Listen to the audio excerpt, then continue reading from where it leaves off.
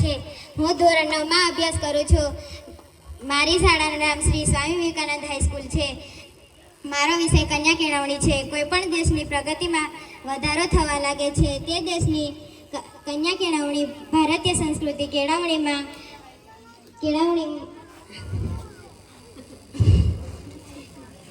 દરેક છીપમાં રૂપી છીપમાં વધારો થવા લાગે છે।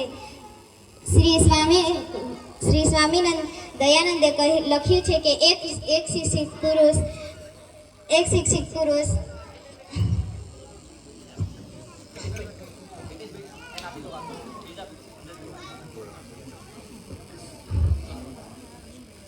સ્ત્રી શિક્ષિત સમજદાર સુયોગ્ય હોય સમગ્ર કુટુંબને સક્ષમ બનાવે છે।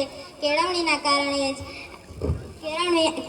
કારણે જ આજના સમાજમાંથી બાળ લગ્ન સતીપ્રથા જેવા દૂષણોનો અંત આવ્યો છે। શિક્ષિત સ્ત્રી આજના સમાજમાં દૂષણોને બહાર પાડવા મેઘને પડી છે। ગઈકાલે સ્ત્રી દહેજની આગમાં સળગતી ઘરની 4 દિવાલોમાં પુરાયેલી હતી, પરંતુ આજે એવું નથી કે આજની સ્ત્રી વિજ્ઞાન સાહિત્યથી માંડીને રાજકારણ સુધી પહોંચી છે। ઉમા ભારતી જેવી બીજી સ્ત્રીઓ સારી વક્તા બની છે। કિરણ બેદી પ્રથમ આઈપીએસ ઓફિસર બન્યા હતા। આજે ગુજરાતમાં અનેક સંસ્થાઓમાં વિદ્યાર્થીઓ કેળવણી મેળવી રહ્યા છે।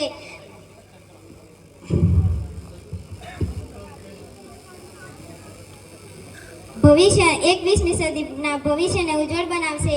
કન્યા કેળવણીના પ્રચાર પ્રસાર માટે વર્તમાન સરકાર અનેક સારી યોજનાઓ અમલમાં મૂકી રહી છે। જો સ્ત્રીને ઉચ્ચ કેળવણી આપવામાં આવે તો આપણને વધુ સમજદાર પુત્રીઓ, પ્રેમાળ પત્નીઓ, સુશીલ માતાઓ મળી શકે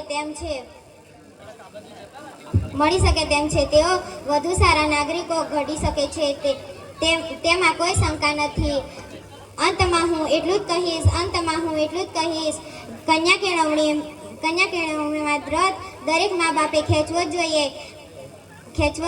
દીકરીઓને ભણાવવી જ પડશે, એની ચિંતા સમાજે કરવી જ પડશે। દીકરી ભણશે તો એના માતા પિતાનું, સાસરિયાનું ઘર બંને ઘર તરી જાય છે। દીકરી મારી લાડકવાઈ ભણશે રૂડી પેર ઉગારવા બે કુટુંબ ઉપાય છે આ અસ્તુ। જય હિન્દ, જય ભારત।